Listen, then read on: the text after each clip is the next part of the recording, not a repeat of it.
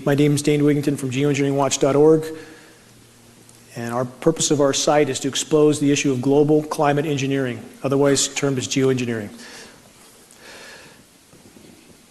We are virtually under assault right now. It's not alarmism, it's not exaggeration. This type of weather modification puts out chemicals and toxins, some known, some not known. Many people who try to debate this issue, if they ask you why they should believe this is going on, we have film of it happening, end of the argument. That's it. There's no debate, no discussion, this is not speculation. When we have films that we can clearly see are spraying, there's no denying that jet is spraying, period. We have interior films, interior footage, which I'll show in a moment, but the bottom line is that's not a condensation trail. Any notion that it is simply denial or complete ignorance. So this is, you can even see on this jet that each side of the plane, the plumes are different lengths, which means the nozzles are not aligned perfectly. You see different composition in the trail, also indicative of different materials being expelled from different portions of the aircraft. So again, this amounts to weather warfare, period. The U.S. has historically engaged in weather warfare around the globe. This is historical fact. We have data going back to Vietnam, 1968, Project Popeye. 1976, UN passed resolutions forbidding weather modification in wartime. So again, this is not speculation. We live in a society that's been trained to shut down when they hear the word conspiracy theory. They've been conditioned pretty well. But the bottom line is this is the issue that can't be ignored any longer. People can ignore Kennedy, people can ignore false flag events like Vietnam and even whatever happened on 9/11, but this issue can't be ignored. When in the North State, for example, we turn on our water faucets and nothing comes out, that's the end of the road. This is very recent. This is from 2 days ago. Al Gore, use of geoengineering to head off climate change disaster is insane. So although we don't have an admission it's going on, it's getting closer by the day, and it looks like Al Gore is trying to now distance himself from these programs that he has not admitted to yet. This is important media. They'll be seeing more of this in the coming weeks. One interior shot there. Again, we can't know from the variants of different planes, the different configurations of spray apparatus. This is an ongoing experiment. There's likely many different configurations. We see aircraft trails that have different color composition. So this is an ongoing experiment of which we are all a part, like it or not. Another interior, high pressure tanks. When this image was posted, the sites that initially posted it, a couple of them were taken down. This image appeared to be tried to be taken off the net as quickly as possible, but too many people downloaded it. It's out there now. More configurations. Obviously, there's a whole lot of planes with a whole lot of tanks doing a whole lot of something.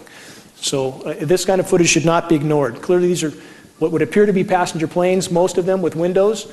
So there appear to be many different types of aircrafts involved in the spraying activities.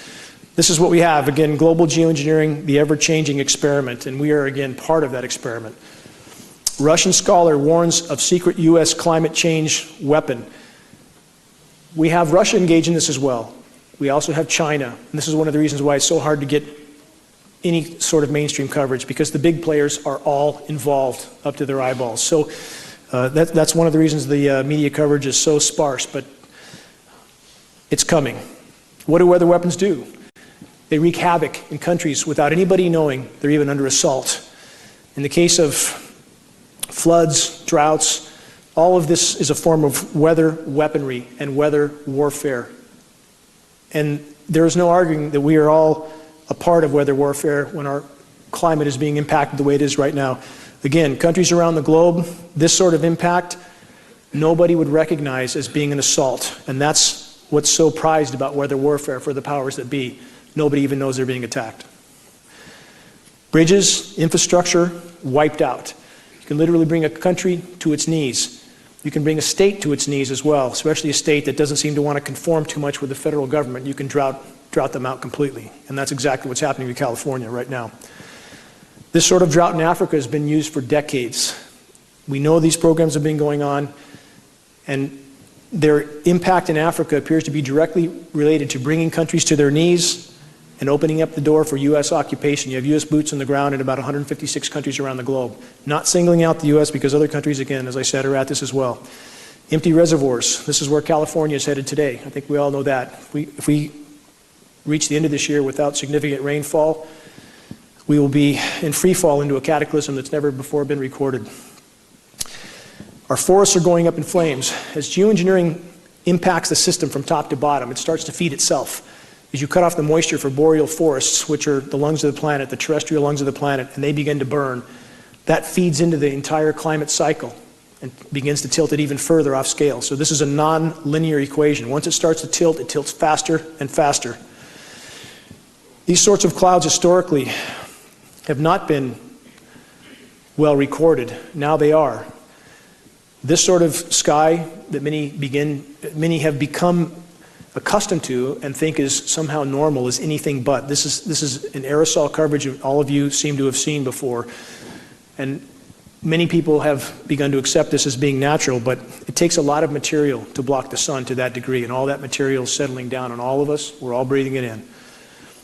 Anybody who thinks that's commercial traffic is in a different reality. Somebody certainly lost their way up there.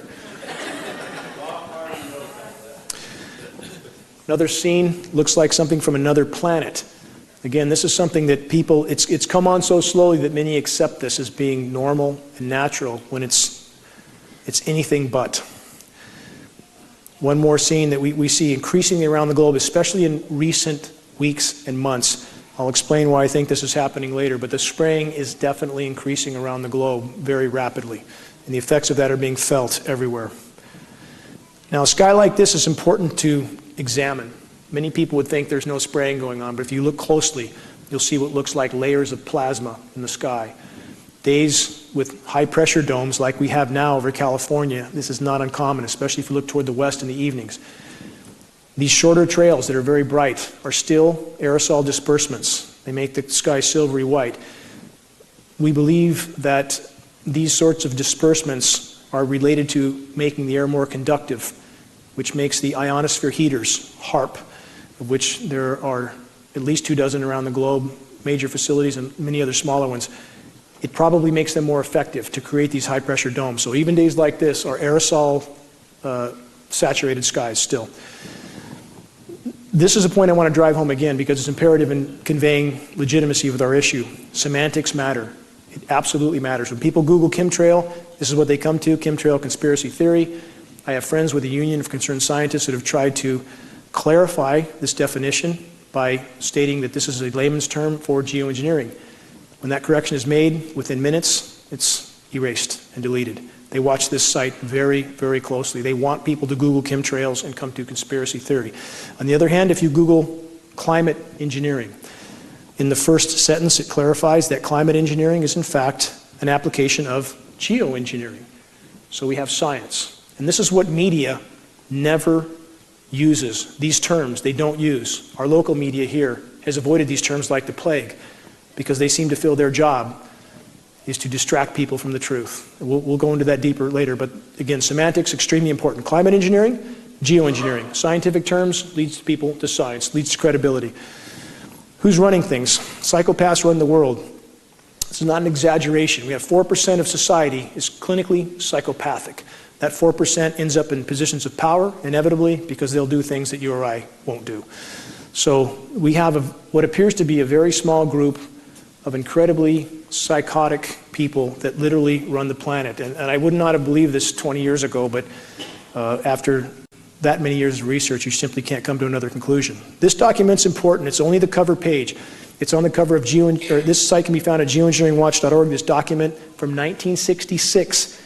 It's a presidential document by NASA outlining the U.S. weather modification programs as of 1966 with budgets in the hundreds of millions of dollars even then, listing the agencies involved, DOD, DOE, Department of Interior, about a dozen universities. This is the biggest elephant in the room. This document, again, can be found. I found it on the NASA archive, so it seems somebody put it there for me to find. So we have the proof. U.S. military wants to own the weather. Why wouldn't they? Many people ask, why would they want to control the weather? Why wouldn't they? It's what they do. They want to control everything. The weather is the most destructive weapon they could control. And they can conquer countries, again, without anyone knowing they were even at war. These little bright dots you see here are smaller radio frequency transmitters, of which there is an unknown number, that appear to be a part of these programs. It's not just the major facilities like HARP. You have a great deal of smaller facilities there too. Stealth terror, weather warfare, and the end of America. Again, weather modification is a very covert weapon that rulers can use against their own populations to keep them in conformity. We seem to be immersed in that right now in California.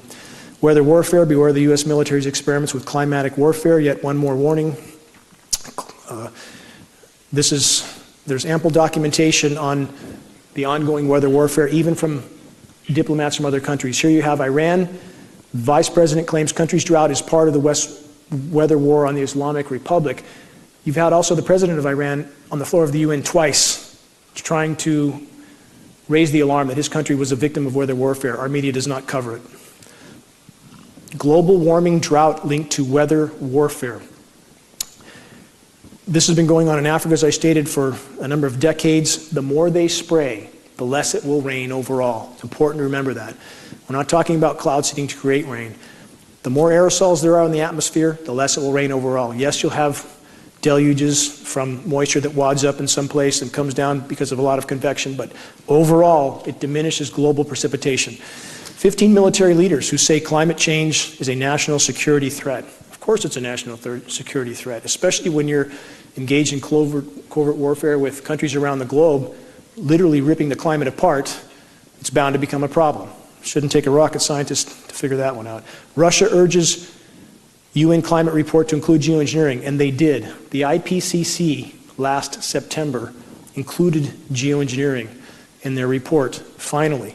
Not admitting it's going on, but now the lump is a little bit too big to fit under the rug, and it seems Russia, at least for reasons that we can speculate on, is trying to shine some light on this issue, perhaps because they're realizing that if these programs go on, the whole ship goes down. U.S. climate change procedure based on UN's geoengineering governance and technology policy. This is just one of many documents that outline the global governance of geoengineering. None admit these programs are going on, yet we see the full apparatus for their governance. There should be one more red flag that these programs exist. Public engagement on solar radiation management and why it needs to happen. You do have some now in academia who've shown enough spine to decide that the public should know. What a novel idea, that we should know we're being sprayed like lab rats. So at least we have a few starting to speak out. Global warming versus climate change. This is also important. The term climate change came into play in about 1998 when we had the warmest year on record. And because I believe at that time the global power structure decided it would unleash the full scope and scale of geoengineering, they needed a term that would condition people to accept massive temperature fluctuations like 50, 60, 70 degrees in a single day. Thus the term climate change came into play. And it is a term, again, to try to condition people to accepting massively geoengineered weather systems with massive temperature fluctuations that is more related to geoengineering than it is to global warming. So they changed the term. A brief history of false flag attacks. Why government loves state-sponsored terror. How many false flag events do we need to have before we wake up? Vietnam, the Gulf of Tonkin was a false flag event. We have a dozen other false flag events. This is business as usual.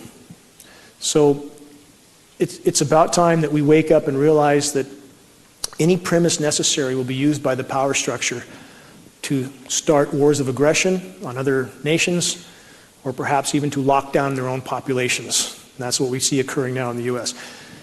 How do you pay for all this? A lot of people ask that question as if it's taxpayer money. Those with the printing press can pay for whatever they want until nobody accepts what they print. This is a recent release, $8.5 trillion unaccounted for by the Pentagon since 1996. That amount is almost equal to actually it exceeds their total budget amount that we know of for that time. And this is only perhaps part of what we don't know about either. This is not necessarily the whole thing. So the bottom line is they can pay for whatever they want so long as the dollar is the global reserve currency. And that's something that is coming to a rapid end, which makes the power structure more dangerous as the walls close in on them. Chronic obstructive pulmonary disease, a growing but neglected global epidemic. We're all frogs in boiling water right now, period. Whether we realize it or not, whether we feel healthy or not tonight, we're all breathing this stuff in. It's clogging us up slowly but surely. It's absolutely happening. We're not speculating. We have about 5 dozen lab tests from Shasta County alone. We know this material's in the air, and we know we're breathing it. There's no speculation on this. This is a bioaccumulative metal. It's just what we know about is lethally harmful. So this is a problem we all are experiencing to some degree. 1 in 3 older adults now dies with dementia and or Alzheimer's. Doesn't mean they die with it or from it, but they die with it. And all of us, again, are somewhere along that path. Cognitively, we all have this stuff in us. It's affecting us all to some degree. This is an older chart. I've used this chart before, but it's important because it shows the escalation for autism. We've gone from 1 in 5,000 to 1 in 50. That's a 10,000% increase. That should alarm people. So why are people watching American Idol and football and drinking beers and having tailgate parties?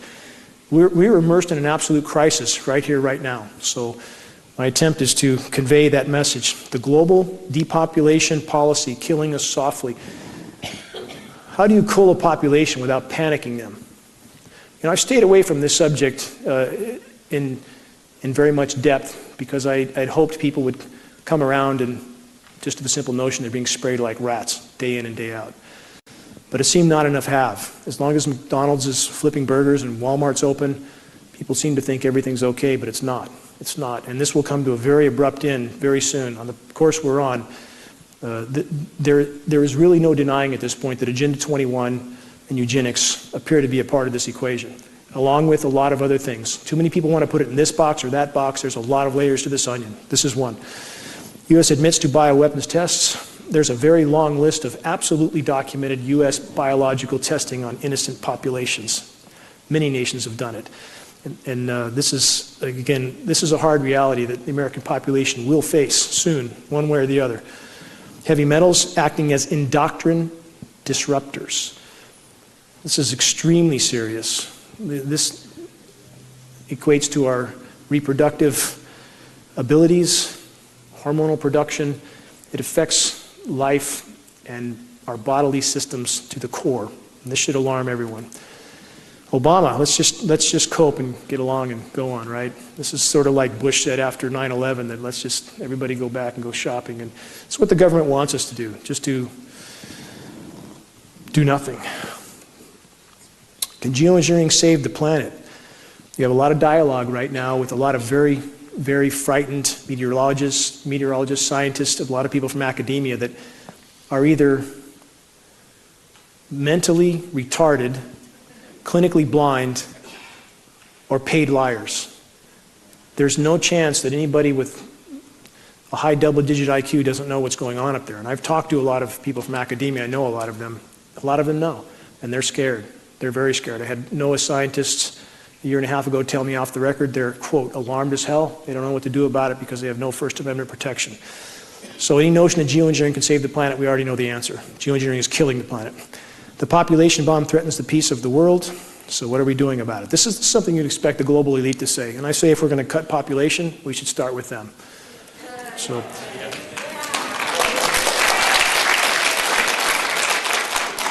And this is their motto, the eugenics, the foundation of globalists. It's always been the case. We have David Rockefeller on the record stating that 95% of the population needs to go. And a lot of people have never seen these quotes, but they exist. So it should not be hard to connect the dots here. And at this point, we are all not only expendable to them, but we are a liability to them. It's something we need to remember. Plankton, the base of ocean food web, in big decline. There's a lot of ways to cool populations. When populations don't have anything to eat, they tend to die off. And right now, plankton stocks globally are about 50% declined. This is of immense importance. Plankton produces 50 to 60% of Earth's oxygen supply. Media is not reporting on this. What do they report on? On CNN, they'll grab some drama out of a hat, of which they probably have 1,000 more just like it. And we'll hear about 1 or 2 dramas for the course of weeks on end, while we have the house literally burning down. No plankton, no fish.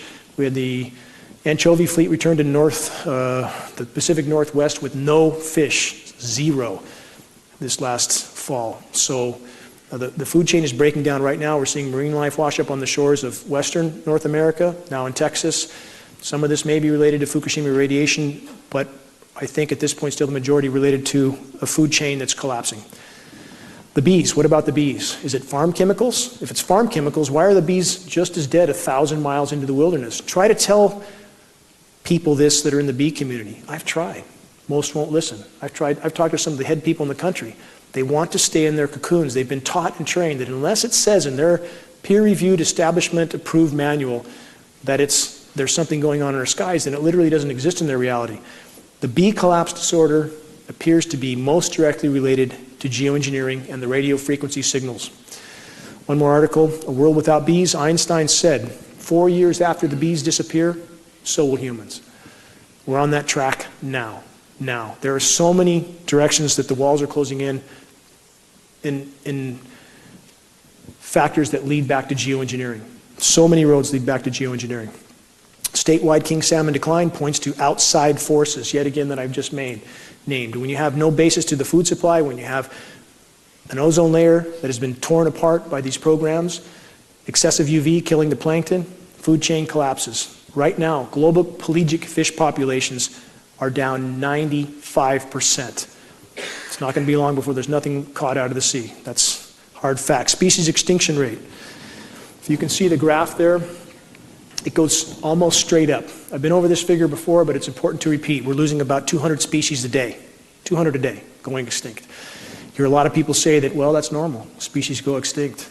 That's 10,000 times normal. It's 10,000 times the background rate. Nothing normal about that. This is something that most of you probably haven't seen. Looks like a golf course. It's actually algae. This is the ocean. And you see people up on the beach behaving as if nothing's wrong. This is in China. Massive algae blooms are literally matting the ocean several feet thick. Those oceans are dead. They're dead in those regions. You don't get this sort of growth otherwise. Our media doesn't cover these sorts of things. It is literally ecosystem collapse.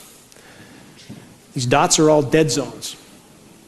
There's over 400 dead zones around the planet right now, some as big as 10,000 square miles. These are anoxic zones where there's no oxygen in the water. Everything dies. These zones are expanding. Again, media is not covering this.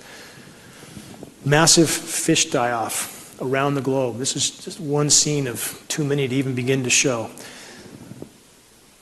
And this is the sort of thing that all of us should be focused on. We will focus on it when there's nothing left to eat, but if we can be ahead of that before we reach the point that there's nothing left, maybe we'll have something to salvage. Acid test, rising CO2 levels kills ocean life. We have the oceans absorbing CO2. There's no question about this. They're acidifying rapidly. Crustaceans can't form shells as well. And you have an acidification that could kill all ocean life. Again, no life in the ocean, no terrestrial life. This is a very important graph. Change in Earth's total heat content. I want to stress, none of this is about Al Gore or carbon credits. I say that every time. I have great disdain for Mr. Gore. He's part of the problem. But that being said, make no mistake about it, the planet is warming. And any of these geoengineered events that we see that convince people otherwise are simply spun, horribly spun events. And this is what it's important to remember about that. The blue graph you see is ocean heat content compared to atmospheric heat. A cubic meter of seawater holds 4,000 times the thermal energy of a cubic meter of air. So it doesn't matter what they do geoengineering-wise. They can cool off temperatures at the surface. It means nothing compared to what's happening in the oceans. The oceans are warming extremely rapidly. Can't hide that for very long.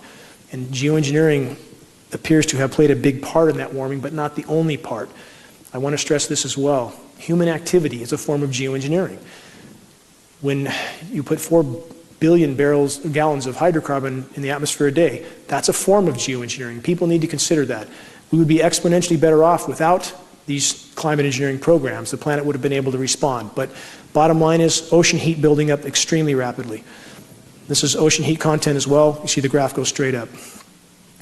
This is trends in global average absolute sea level rise. Are sea levels rising? Yes, they are absolutely rising. Anybody who says otherwise, tell them to prove it to you.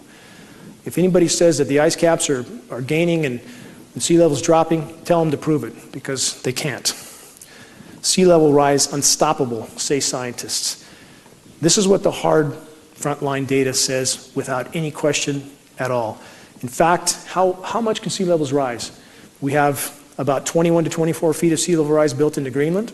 We have about 197 feet built into Antarctica, about another 15 feet built into the rest of the world's glaciers.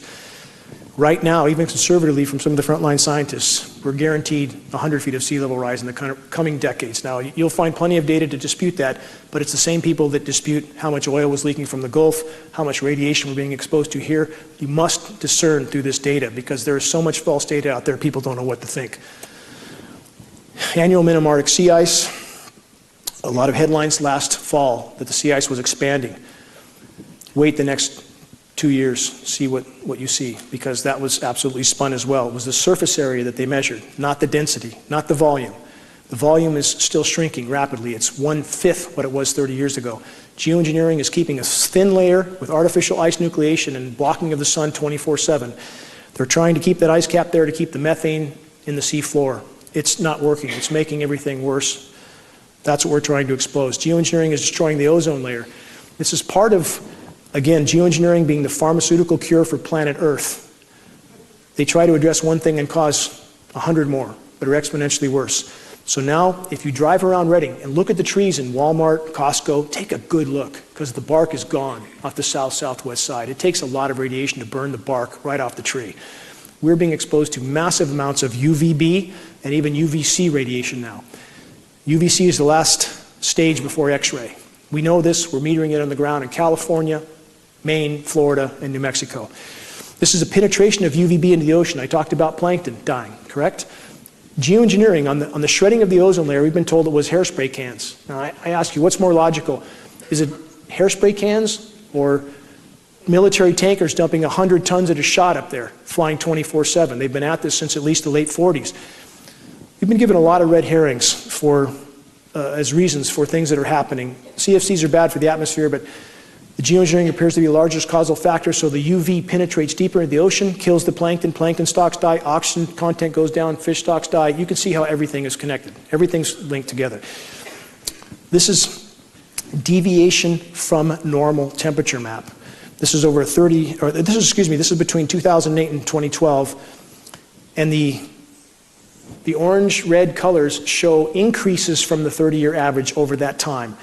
You see a couple of blue spots in Antarctica, but that's about it. So this is the true overall global picture. You see some blues off the coast of North America. If you look at that, that's where they blanket spray 24/7, shuts off our moisture. This isn't the first-year drought, we're in our 6-year drought.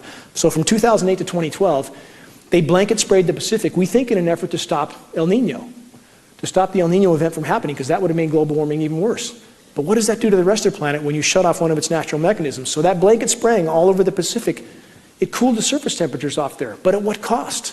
At what cost? If it's killing everything inland, was that really a gainer? I don't think so. Now this is a current map right now. This is through, excuse me. No, I'm sorry. This is an older map, but it shows a sequence. I'll show a newer one here. When you see a map that's that imbalanced, it should be a red flag.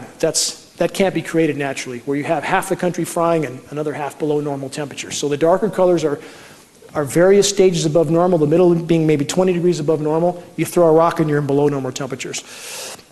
This is a recent GIS map. Now, this is important to look at this map. As you see the blue colors over Canada and the eastern US, that's where heavy, heavy geoengineering is occurring.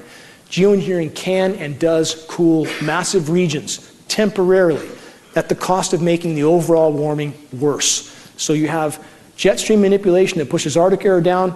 You see even the Arctic is much warmer than Canada and the eastern US. So they can cool regions, make a lot of headlines. What's the real picture? That's the real picture.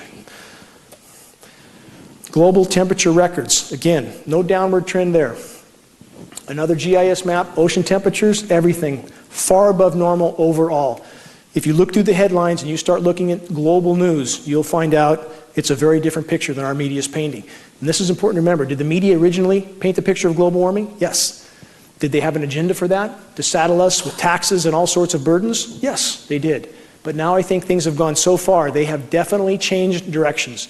They've doubled down on geoengineering, and now they're trying just desperately to hide the fact that a runaway greenhouse event may be occurring right now. Because if you look at the media right now, They are definitely not pushing a warming agenda overall. Weather Channel, it's like their goal, their marching orders is to make it seem as cold as possible.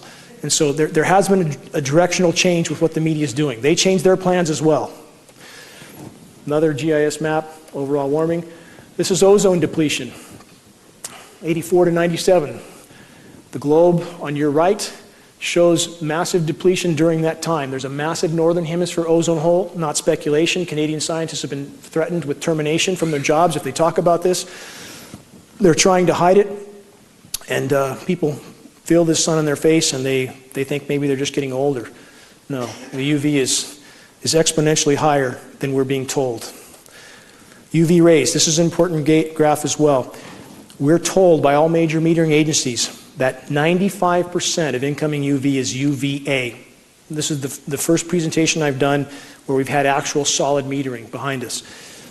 That means 5% is UVB, that's the more harmful band. We now know that at least 60% of incoming UV is UVB, 60. That's a 1,200% increase in UVB. As I said, we're actually getting UVC, the last stage before X-ray. We are told by all major agencies UVC stops 100,000 feet up in the atmosphere. Not anymore. These are trees from Costco. They all look like this. Bark's gone. Trees look horrible.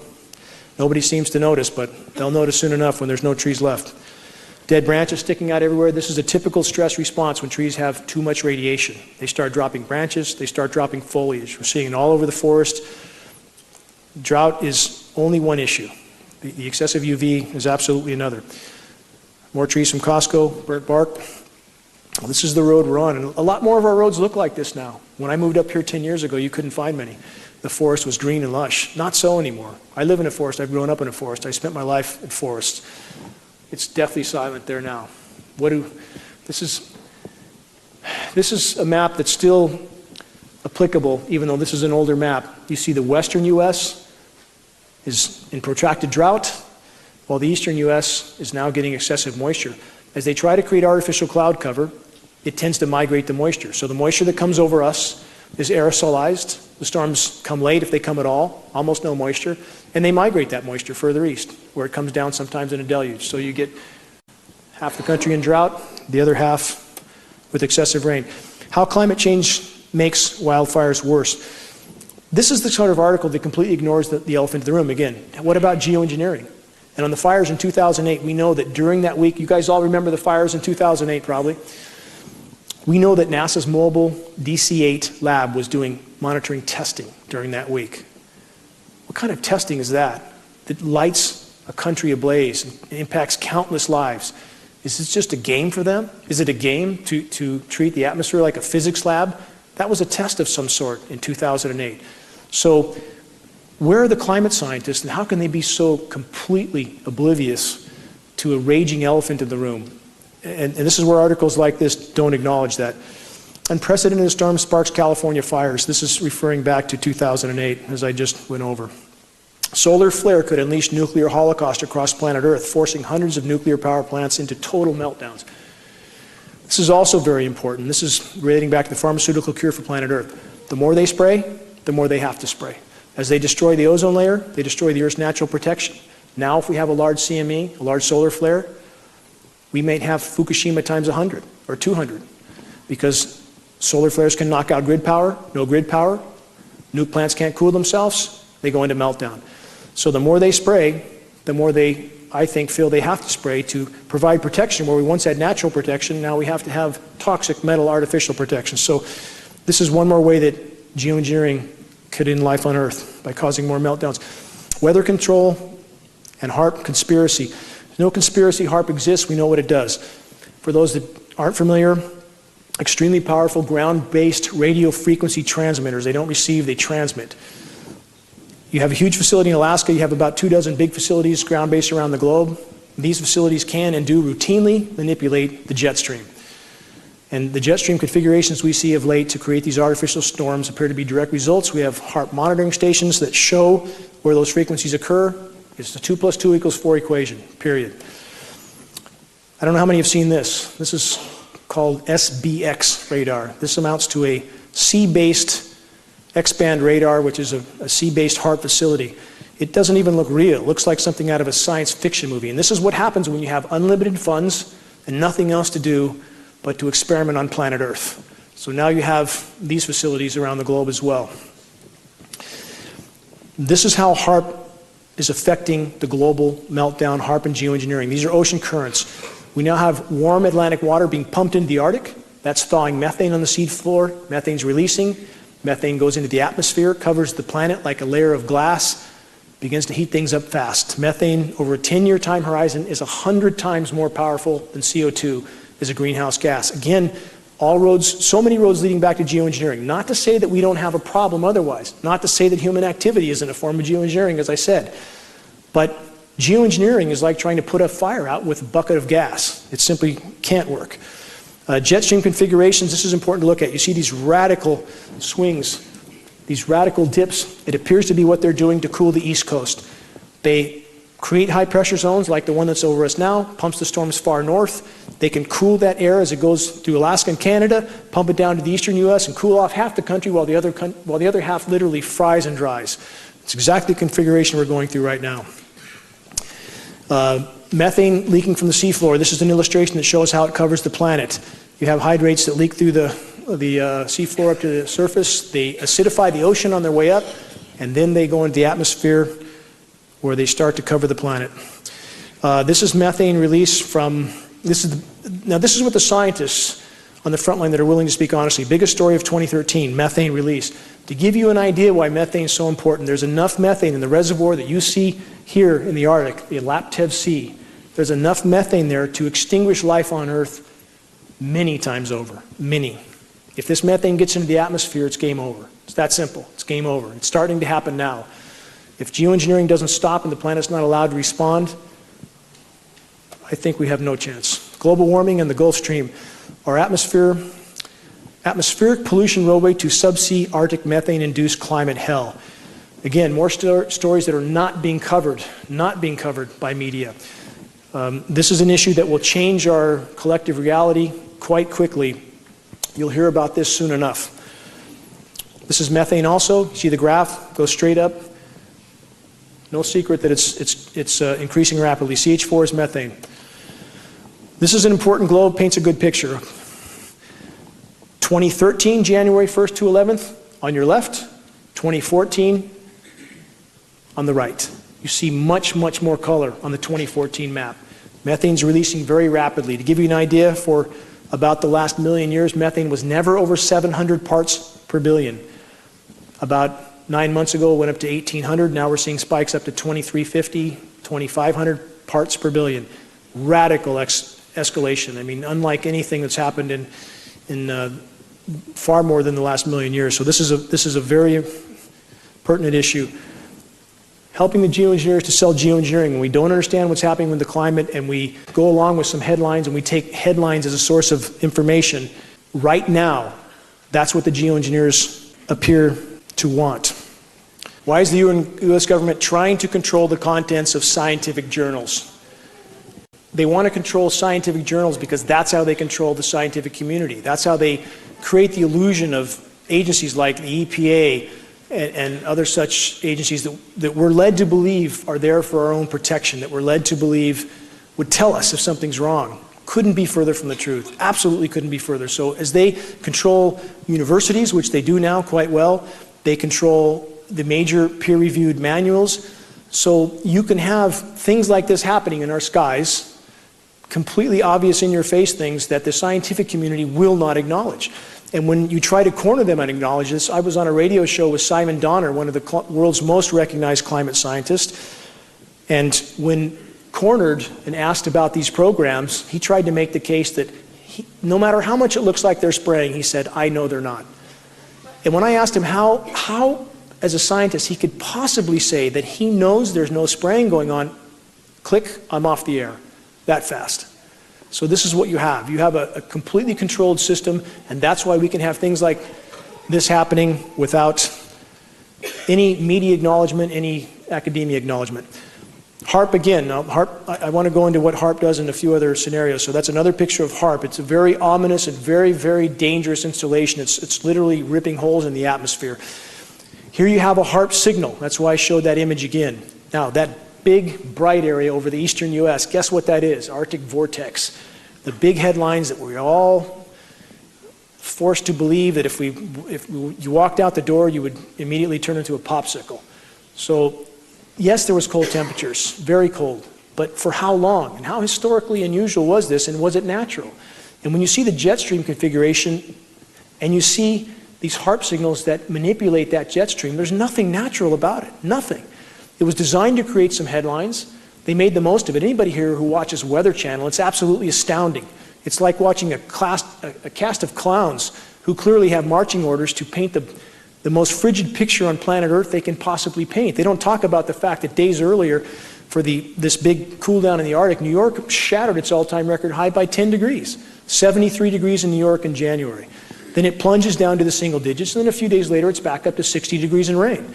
So these fluctuations, again, back to the term climate change that I went over before, that's why they coined that term, so people would not question these massive changes as being unnatural.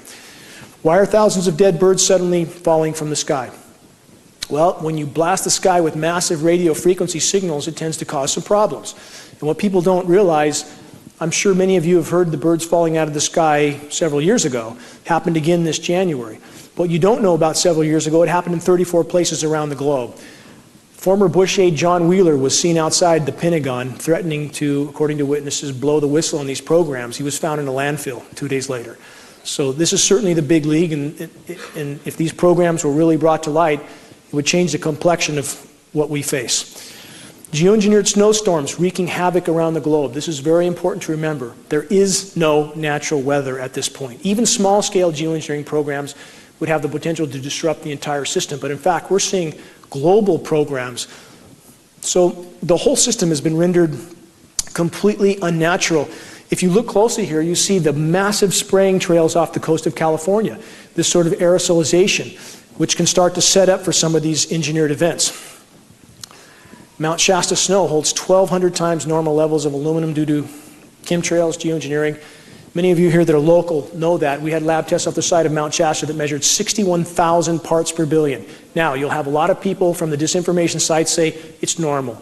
Aluminum's in the soil, it's 8% of the Earth's crust, third most abundant element. It's normal for it to be blowing around and everything. That's absolutely false. Aluminum does not exist in the environment in free form. It is always bonded to other elements. It doesn't blow around in the snow and the rain unless it's been mined and refined and sprayed. So it should not be in our snow, and it absolutely should not be in our rain, but it is. It's also the primary ingredients in geoengineering patents, aluminum oxide. So this should be no surprise.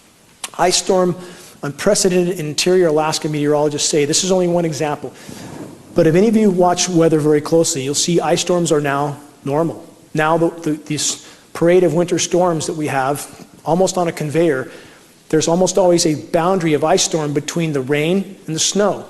And now the Weather Channel meteorologists are trying to tell us that it's normal to have a warm side and a cold side to a winter storm. Since when? One side is tornadoes and thunderstorms. You throw a rock, you're in snow. There's nothing natural about this, absolutely nothing. So the ice storms now are the boundaries between where they're trying to nucleate, and we can see the aerosol programs going on radar, where they have not cooled the air down enough for this to crystallize while it's falling. It hits the ground before it sets up. So now you have ice forming on everything, and you have ice storms now as the boundary layer between rain and snow as they're trying to nucleate these artificially engineered storms. Very theatrical names. Weather Channel now, this is part of the theater. This is part of, they've changed direction. Now they want to convince us of this horrible cold when it's anything but overall. Yes, they focus on a few areas. They hammer those areas again and again. They'll create a few snowstorms in the same place over and over while the rest of the world is going to meltdown. So this is their theatrical storm names here. Very unprecedented jet stream movements. You see configurations like that historically, completely unnatural. It's how they push and pull air masses around. Now, this is typical of what we see in this parade of winter snowstorms in the east. Very high pressure in the west pushes the jet stream up and over us. We bake and dry out.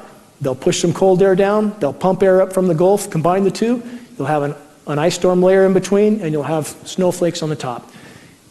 And this is important to understand with ice nucleation. We have patents for this. We're not guessing, we're not making this up. NASA even has a patent, artificial ice nucleation for weather modification.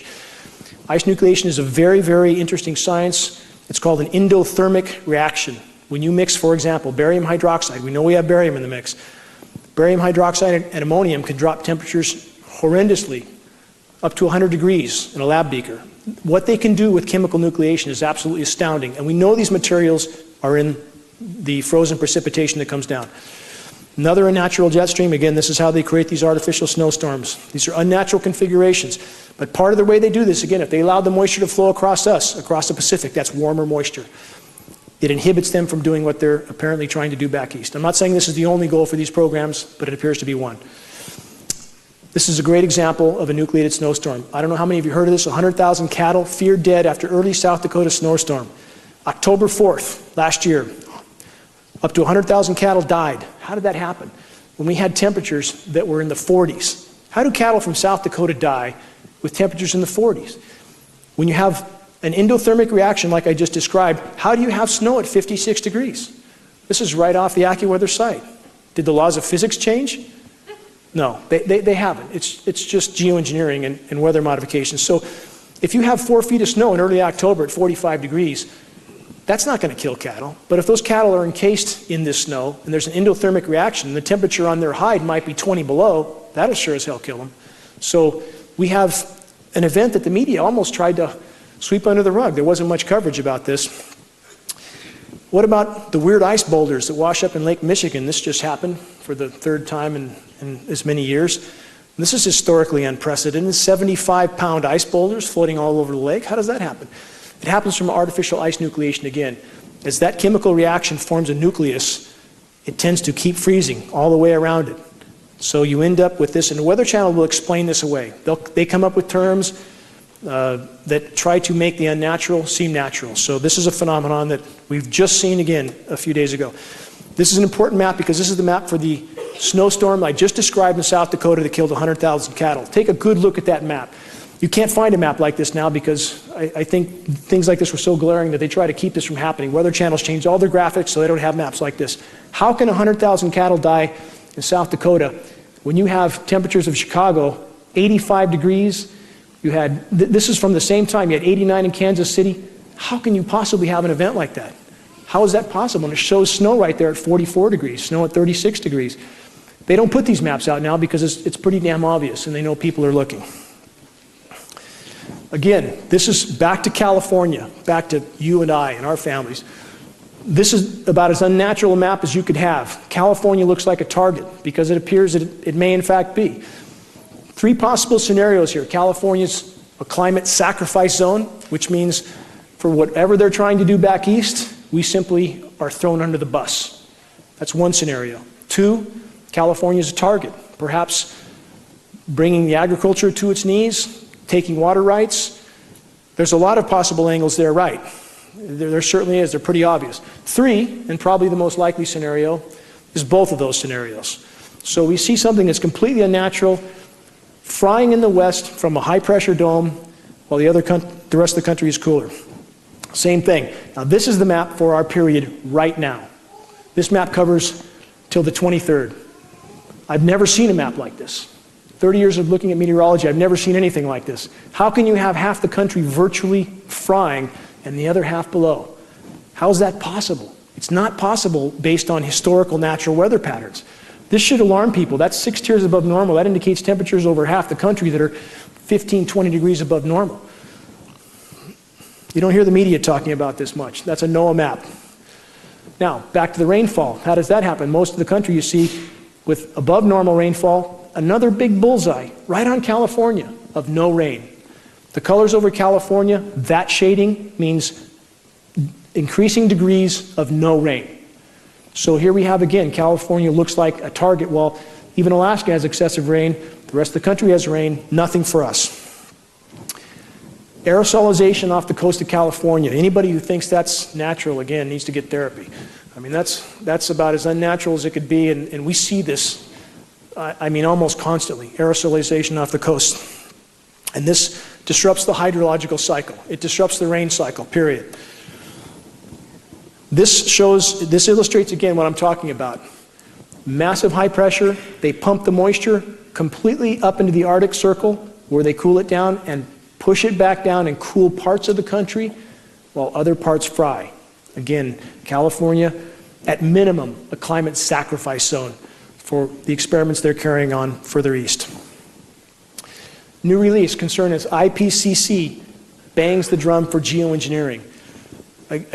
If these guys don't know this is going on right now, they absolutely don't deserve to be called scientists. And for them to try to paint the picture that geoengineering is going to save us when after 60 years we know that it's literally pounding the nails into our collective coffins is absolutely ridiculous. This is interesting as well. Carnegie Science Global Ecology. What this is, Caldera Lab Research. Ken Caldera, one of the world's most recognized geoengineers. What a surprise. He's planning on making some money off of geoengineering. So he puts out a report paid for from Carnegie Science, which is paid for by federal money, that says geoengineering would grow more crops. Anybody in here growing more crops with geoengineering? Are your gardens doing well? We can't grow a thing. In fact, I've reverted to growing cactus because that's about all it grows right now. So here you have, again, those within the system trying to put out studies that are absolute nonsense, but they're trying to capitalize off the system. This is important too. Naomi Klein, not her, but the article. Big green groups are more damaging than climate deniers. Where are the environmentalists? Where are they? I've never been so completely disgusted at people who are part of groups. I've met with the head of Sierra Club in this region. I've passed on so much data that's gone apparently in the round file. I've met with other environmental group leaders. Where are these people? Who's funding them and why do they ignore this issue?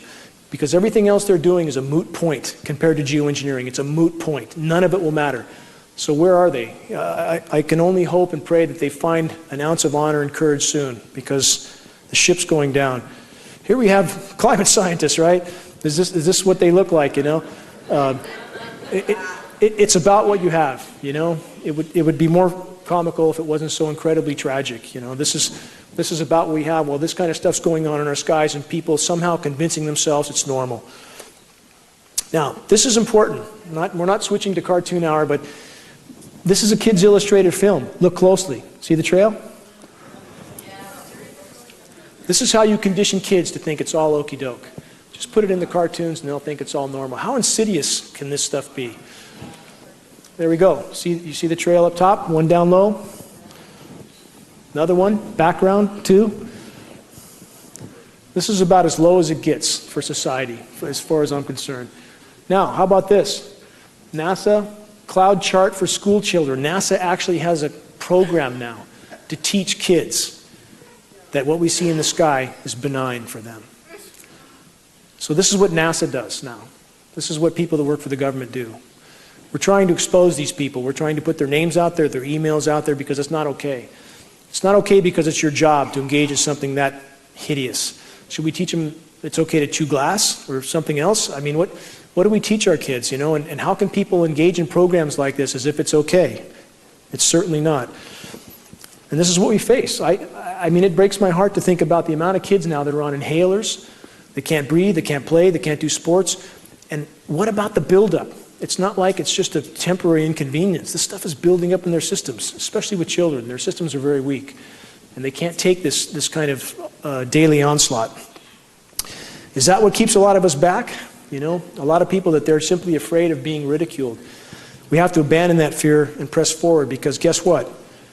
New studies. Conspiracy theorists sane. Government dupes crazy and hostile. This is an actual psychoanalysis of those who question the official story are clinically, exponentially more sane than those who tenaciously hold to the official story. Guess who's sane? We should think about this.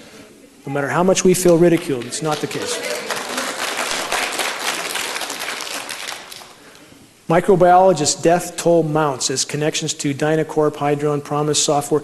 This is to make a point. There's been a tremendous amount of microbiologists that have met an untimely demise in recent years. We know that there's a lot of biological testing going on. In the year 2000, there was approximately 40 biolabs that experimented with testing in the continental US. As of 2010, there was 400. They're doing something. And certainly the people that work there that become disillusioned and want to be out of the system, apparently that comes with consequences. I know someone in a lab that actually is funded by Monsanto at a major university. When she's talked about geoengineering, she's told me now she's been pulled into a room twice and told if you continue to talk about geoengineering, there'll be consequences. What does that mean? Weather Channel helping to hide geoengineering assault. Again, there's no chance that these guys don't know what they're doing. In fact, they went into a 5-minute apology after the big polar vortex theater that they went through.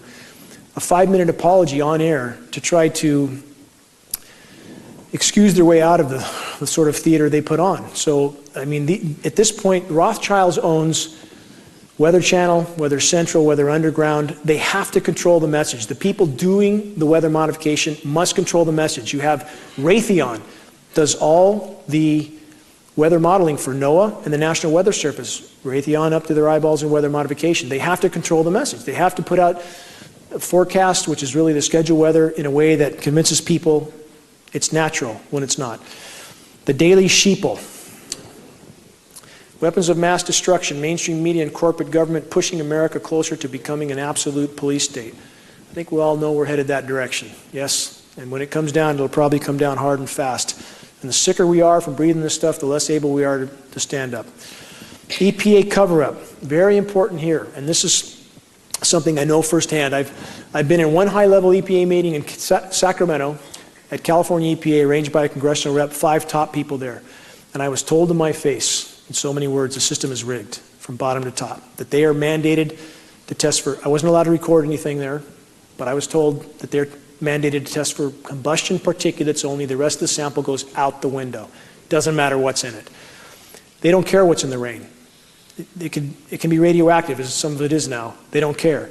So that, again, the system is designed not to show this. They test for, if you're PM10 and PM2.5, the particulate matter they test for. We're talking about particulates that are exponentially smaller. They go virtually untested, virtually under the radar.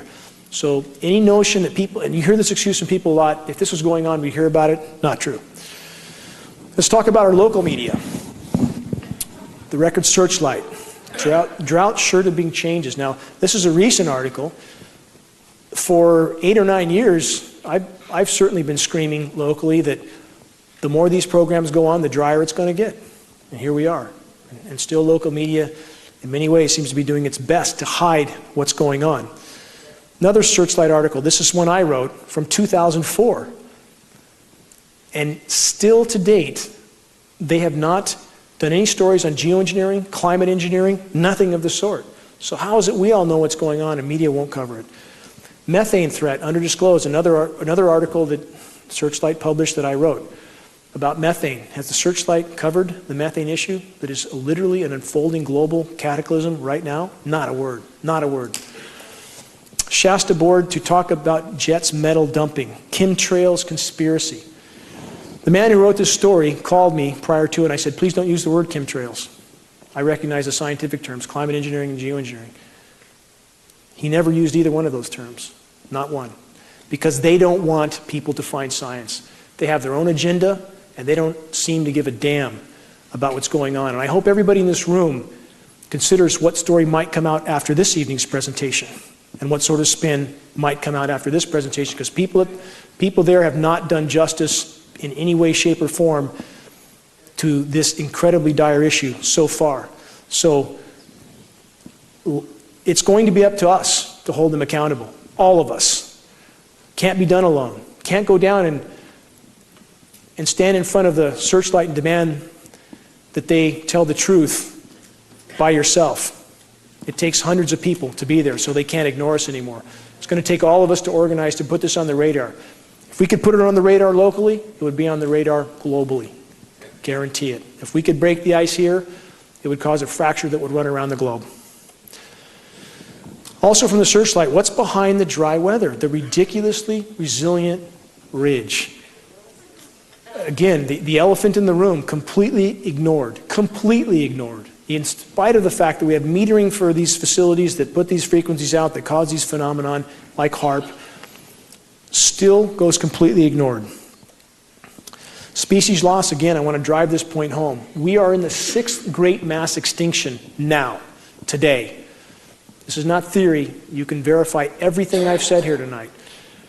We are experiencing species extinction rate at a speed never seen short of meteor impact on planet Earth. We are in free fall right now. Does media cover this? No, they cover some little drama that they pluck out of a hat. Are we doomed? Why civilizations like ours fail? On the path we're on? Yes. Yes. If you rationally analyze data on the path we are on, we have no chance. And there are scientists now speaking out about this. Guy McPherson from University of Arizona is a professor emeritus there. I have high regard for Guy. He's a friend. And he has calculated right now with the decimation that's being inflicted on our climate, there will be no life left in the Northern Hemisphere in a very short time, perhaps even a few decades or shorter. And that doesn't mean that everything goes along fine until then. So we're talking about a very different planet. And you can find mainstream scientists that will argue this completely, but the same scientists who have lied to us again and again and again and again. Where would we start? So the bottom line is, on our current trajectory, we are headed down a dead end with no return. We need to change course. This is important to remember as well. For people who, again, this is a teaching tool that we will put out for others so they understand that there are a lot of sources of, quote, human engineering of the planet. All the decimation that humanity has caused, and we've caused plenty, are still a form of geoengineering in a sense. It's altering the dynamics of the planet. So it's important to remember this. Too many people want to put it in this box or that, as if we stopped geoengineering, we could all drive Winnebagos from now on. It's not the case. I'm not saying we wouldn't be in exponentially better shape without geoengineering, because we would. The planet could respond, would compensate for a lot of the damage done. But it's important to remember that we're hurting the planet in a lot of ways. Is Fukushima an extinction level event? I'm almost near the end of this presentation, so bear with me. Yes, media is not covering Fukushima. How can that be? How can that possibly be? We have 3 reactors in Fukushima, and this is related to geoengineering. I'll weave the two together. 3 reactors in full-blown meltdown in Fukushima. Burnt through the containment vessel. They're burning into the planet right now. There's no end in sight. There's no technology to deal with this, none. This radiation is coming our way. We've gotten, on the east side of Lake Shasta, 300 counts per minute of radiation about a week ago. It's about 5 times background. It's showing up all over the West Coast. We have 15 tuna that were tested off the West Coast a year and a half ago, all of them radioactive. Why is the media not reporting on this? This should be a glaring red flag, just like the geoengineering. Anything that could make the population a little bit uncomfortable, media does their best to spin it or hide it. And this, as far as human insanity, and people say, well, this is another excuse you hear from people. Why would they do this to themselves? This can't be happening. They wouldn't do that to themselves. Well, why would they do this 2,000 times over? 2,000 nuclear bombs have been detonated on this planet, and everyone alive is contaminated from that. We all have strontium-90 in our bones from these nuclear detonations. Did these guys care when they went in the South Seas and virtually took whatever island they wanted, kicked the populations off, and set up big demonstrations of their power, like kids in a sandbox, like crazy kids in a sandbox? Did that stop them? They do whatever they want. They do whatever they want until someone says no. No. We've had enough. This should be a shining example. The nuclear detonations around the globe, and the fact that they've done it wherever they wanted, almost whenever they wanted. It's no different than geoengineering. And now, with Fukushima, because they're spraying the Eastern Pacific, and that aerosolizes the moisture, it migrates much more effectively on us. They can literally migrate that radiation anywhere they want and drop it anywhere they want. There's particles like fluoride, and we're getting fluoride in tests now. We have fluoride from tests in Norway, 60 tests with fluoride. So fluoride particulates, if those are used to migrate rain, and other particulates we feel have similar properties, if they're hit with a certain frequency, those particulates combine and coagulate, which would then cause that moisture to fall. So they can, in theory, migrate that moisture wherever they want, hit it with the right frequency, and it will fall. So in the case of the radiation, instead of raining out over the Pacific, as it would, not that that's good, but it's better than it raining on us, now it can be migrated much more effectively over us. Fukushima, climate change, near-term extinction, resignation versus surrender. Does the horizon look bleak? Yeah, it looks very bleak. Does that mean we give up? No. Does that mean we don't have any chance? No.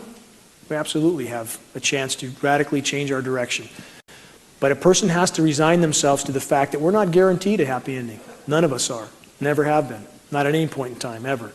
But does that mean we sit down and do nothing? For every time that people look at an issue like this and go home and go golfing the next day and watch football and ignore this until the next time they spray, and I get a lot of people that call me like that. They'll call about once a month when there's a very bad spray day, let off a little steam, that's the last I hear for maybe another month. And I've gotten to the point where I said, don't call me anymore. I don't want to hear it. What have you done in the last month to help? It's going to take all of us. This is not an issue that's going to go away. It's not going to go away. In fact, they literally have their hands on our throat right now. They can shut off that moisture as long as they want. And I'm not speculating. We have study after study after study from places like MIT, Scientific American. I'm not making this stuff up. I challenge anybody to investigate it. When they aerosolize the atmosphere, it causes drought, period. We have the satellite photos. We know they're spraying upstream from us. It can't not be drought here, especially with the jet stream manipulations. This is a 2 + 2 = 4 equation. It's that simple. So when you have that kind of control over a population, you have them by the throat. They indeed have us by the throat. Something we all need to remember. Resource wars, geopolitics in a world of dwindling energy supplies. Resource wars are happening around the globe right now. This is what you have happening in the Middle East. It's not about democracy. It's not about freedom. It's not about civil rights. It's about resources, period. Destabilize a country, it's a lot easier to go in and take the resources, and that's what it's about, plain and simple. Right now, it takes about 1 barrel of energy, 1 barrel of hydrocarbon to get 7 out of the ground. In 1900, 1 barrel could get 100 out of the ground. So not only is there a lot less hydrocarbons, it's a lot harder to get out of the ground. It's a lot harder to process. And now there's a race for these resources at the same time the planet is melting down. So we are entering into uncharted territory from many directions. Population, I know this is a sensitive issue with many, but it needs to be considered that the planet can't support what's here right now. And those in power know this. And I would make the same argument that if anybody's going to go, that they should be first. And all this time that they have, instead of putting the truth out, instead of making people understand the true mathematical equation we face, we've been bombarded with media distraction, weapons of mass distraction, the media, WMD. People need to consider our entire figure here. And what do we face when we look at lack of resources? We look at decimation of our natural systems from geoengineering. I can't grow a garden anymore, so how am I going to feed myself? How's my family going to feed itself? Our garden doesn't grow anymore. We used to grow a 100-foot bed with no problem at all. We couldn't grow 10 foot last year. How do we feed ourselves? For those that aren't familiar with Easter Island in the Pacific that was a paradise, 16 million unique palm trees on that island, a very unique species, a food source for the islanders. And they cut these palm trees down to roll their statues around. And one has to wonder, they literally cut every single palm tree down on the whole island. The island collapsed, their civilization collapsed, they turned to cannibalism. That's the tale of Easter Island. What were they thinking when they were down to maybe 1 million palm trees, and then maybe 100,000, and then maybe the last one? Didn't it dawn on anybody that we're going to have a problem? And we seem to be in the same boat. And so right now, again, why I focused on geoengineering exclusively for 10 years, because quite simply, if we don't stop this and we render the planet unable to support us and support our lives, we'll have nothing left to save, and we will end up like the Easter Islanders. Arctic Doomsday Vault grows a few seeds. For those that haven't heard of the Arctic Doomsday Vault, Bill Gates is involved with this one.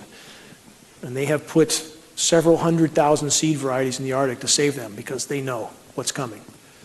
They absolutely know it. This is science fact. This vault exists. Anybody who doesn't know about it should look it up. They don't do this for nothing. The power structure knows what's coming. It's a lot closer than people understand. Why is the Department of Homeland Security buying so many bullets? 2.2 billion rounds, I think is the last I heard, 2.2 billion rounds of 40 caliber hollow point.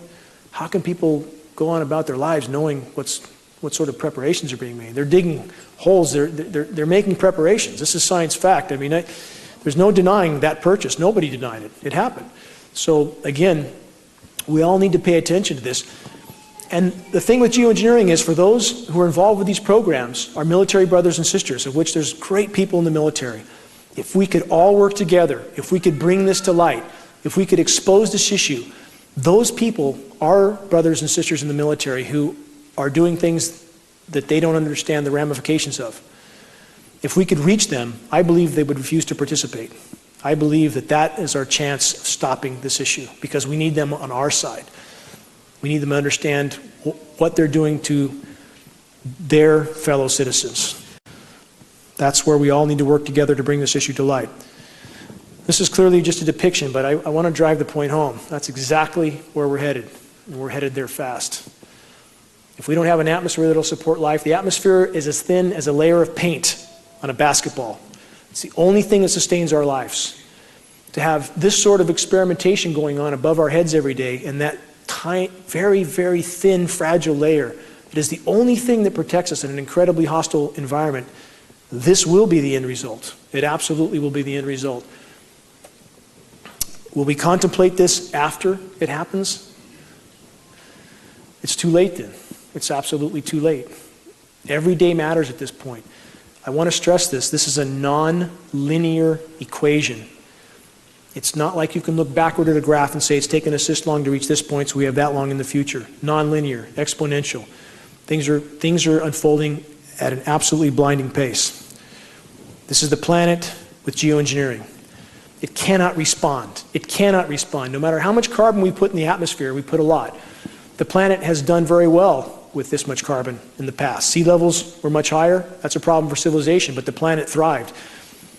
The Pliocene epoch, 5.2 million years ago, carbon was 25% higher than today. The western U.S. wasn't a droughted out desert as we're headed for. It was very lush, because as the temperature goes up and carbon goes up, so does rain. The planet responds. But the rain can't go up now because of geoengineering. It can't. The planet can't respond, and this is in a sense what we have with the planet. So instead of more rain coming and our forests being invigorated with an acidic rain, and lots of it, they're literally being droughted out and poisoned, because the bioavailable metals literally poison trees, poison organisms. So the planet must be released from the geoengineering straitjacket that it's in. Last couple slides. Venus syndrome. This is a real scientific scenario. We are on this track, and this is the planet we'll have if we continue on this track. In fact, the data here is so dire and so applicable to where we're headed. This is a point I want to make about geoengineering. Their goal, their stated goal, is to create a higher albedo for the planet, more reflectivity, block some of the sun, keep it from heating up. Venus's albedo is 2.5 times that of Earth. That's why it's so bright. 2.5 times as reflective as Earth. Is Venus habitable? Obviously not. It's 900 degrees on the surface, but yet it has 2.5 times the reflectivity. So apparently there's a little bit more to life on the planet than putting a reflective coating of toxic metals around it. But that's about as short as the geoengineers' thinking is. And again, aside from weather weapons and everything else they're using this for, this is the track we're on if we don't change course. And that's why the geoengineering issue is so important. Just want to illustrate a road that, sometimes the road can look very long before you, but if there's any light at the end of that road, and we still have a little bit of light at the end of this road, but we don't have a lot of time. The sun's going down very quickly. I need help. I can't do this alone. I absolutely can't. I'm doing everything I can, but locally, people are needed to organize and do certain things that could put us on the radar. If we had 300 people, for example, show up in front of the Record Searchlight and demand that they cover climate engineering and that they cover a contamination issue that is beyond dispute in Shasta County, beyond dispute. There is a massive contamination issue. It appears directly related to these programs. It's not coming from China. We have CARB studies to prove that. California Resources Board, not that I have love for them, but they've proven these materials are not coming from China. But we need people to be willing to spend a certain amount of time, people to help organize others to show up at a certain place at a certain time to help us put this on the radar. Because on our path right now, if they keep the water shut off, we're going to turn our spigots on this summer, nothing's going to come out. And they can keep it shut off as long as they want. It's going to take all of us in this battle. One tool you can use, and this is the last slide. There's a filmmaker named George Barnes. He's been here before. He's a good personal friend. He's made a film called Look Up. This is probably the single best film you can use to introduce people to this subject. And if you just refine the process, it's quite easy to invite people over. This film's won 6, 8 awards already. I'm speaking in LA in February for another film festival. I think the film will win another award. It's 45 minutes long. It's very professionally done, narrated by William Baldwin. If you have people over with a film like this and give them some data, DVDs, flyers, it's a lot more credible than running out in the street and ranting and pointing at the sky, which doesn't work too well. When you have solid data to pass on, that works. If you arm yourself with tools, and if people can organize, and we have some very good organizers here with the Roposes and other people that are in this community, this battle must be won. This battle must be won, or all is lost. It's that simple. And if we all pull together, especially in this community where a lot of groundwork's been done, a lot of groundwork, and the local officials don't want to face this, and they've done their best to shrug this issue off, and I think there should be responsibility for that. But if we all link hands and hold them accountable, and we get this on the radar in this county, it would make a difference around the globe. I'm asking for help from everybody as far as raising awareness. And if we could just bring this to the light of day. Everybody asks, what do we do? How do we stop it? Legislation, petitions. If we organized and brought this to the light of day so that those participating know what they're participating in, and everybody from every political stripe knows that they've been a lab rat and a test without their knowledge or consent, if we just got it to the light of day, you would see a shockwave around the globe from these programs. There is no greater crime in human history. I appreciate everyone coming tonight. I hope we'll all organize after this meeting. Instead of going home and writing this issue off as something we've covered, I hope people pull together and that we address this issue. Because if we don't have tomorrow. We literally won't. Our time horizon is short if we don't deal with this soon. Thank you very much.